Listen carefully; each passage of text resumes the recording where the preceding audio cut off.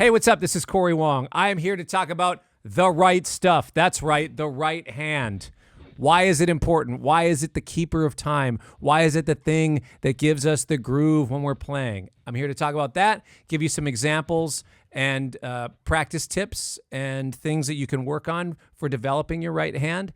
And then also just talking about some of the people whose right hand I admire and some of the things that they do to sound the way that they do. Okay, so the right hand. The way that I approach my right hand in playing rhythm guitar, and a lot of what I do, is that I subscribe to the steady motor method, okay? What does that mean? My hand is just moving. Okay? That means if I'm playing chords,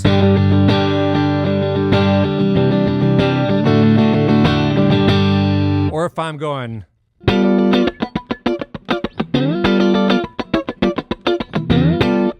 my right hand is doing the exact same thing. 1 E and a 2 E and a 3 E and a 4 E and a.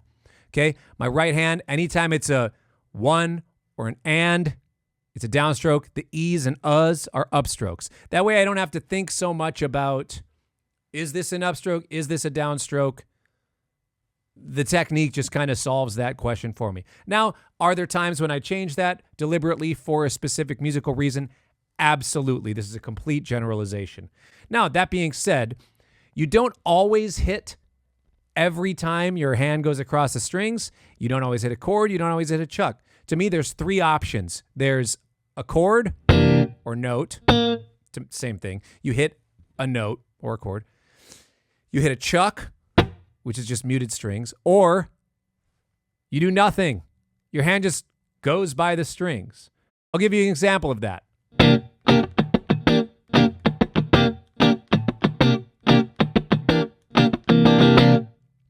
You can see there's a couple times where I just swing right past the strings and don't hit them. And there's sometimes where I'm playing chucks, and there's sometimes where I'm playing a chord.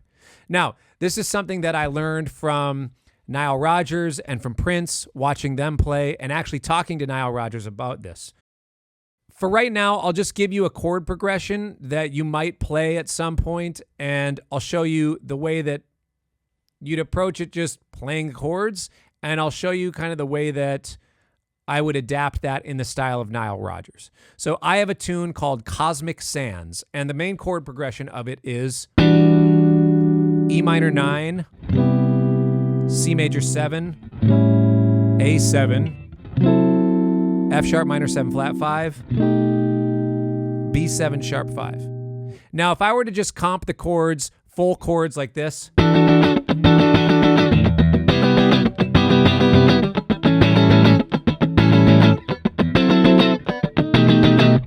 it feels a little bit chunky. It's a little heavy-handed. Now, am I leaning into it? Yeah, I'm trying to prove a point.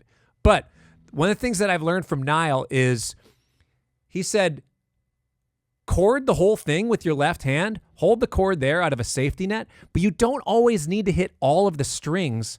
Just because your left hand is touching one of those strings doesn't mean that you need to play that. It's nice to have it there just in case you accidentally hit that string, but a lot of times it's best to just hit 2 or 3 strings to kind of get the point of the chord across, but not have it feel like it's just so chunky, not so big. And this is especially the case if you have a band where there's multiple instrumentalists. Now, if you're playing in a guitar trio with just bass and drums, you can probably get away with playing some bigger voicings, and you might need that.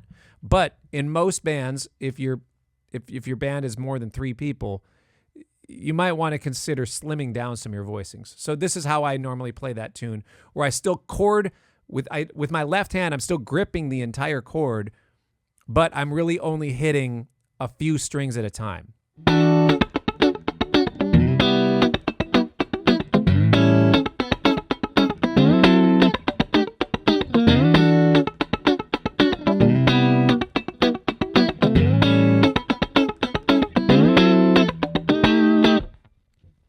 Now, what you'll hear there is when I hit each chord, when I get right to the chord, I actually emphasize that as a downbeat. I hit it a little bit more, and then I focus on certain strings. And what that does is it kind of helps the phrasing. It kind of builds momentum and helps land right on each chord. I'll play it one more time so you can kind of hear what I'm talking about.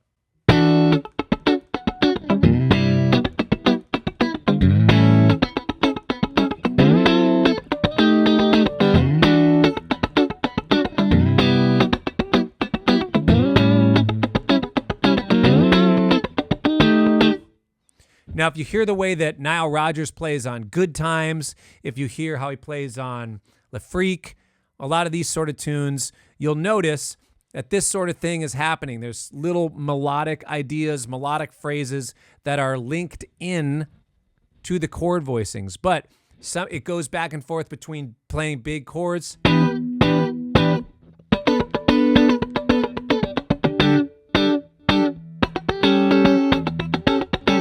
You know, it's not always playing just. That gets to be too much. That's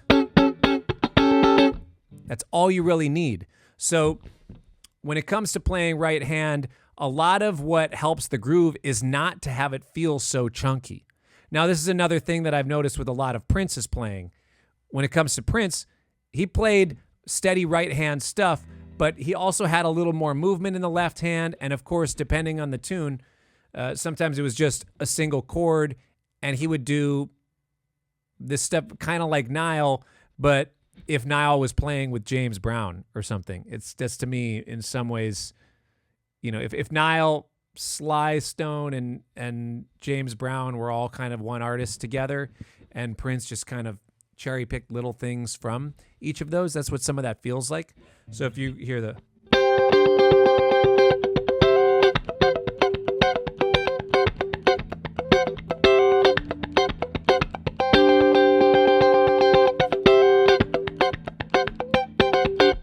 That works better than going.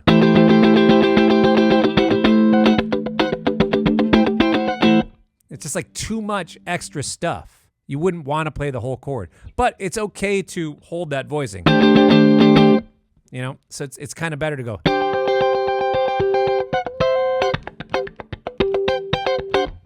One place also where you really hear it is the Chili Peppers tune Aeroplane. You hear that sort of, I don't remember what key it's in.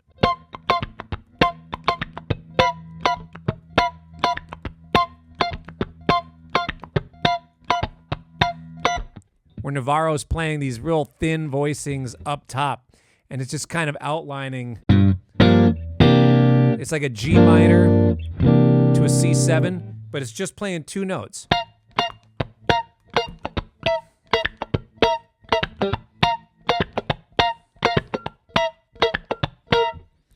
I don't know why that's just one of the songs that came to my mind when I'm thinking about small voicings that really carry a lot of weight. That's one in particular that also just does a lot with very few notes. So when you're playing, consider the size of your voicing.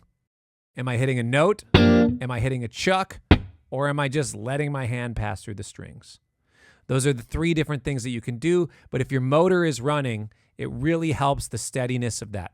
And in my next lesson, I'm going to give you some exercises to really work on how to control the motor and how to get your right and left hands working together to really utilize what that motor can do for your playing.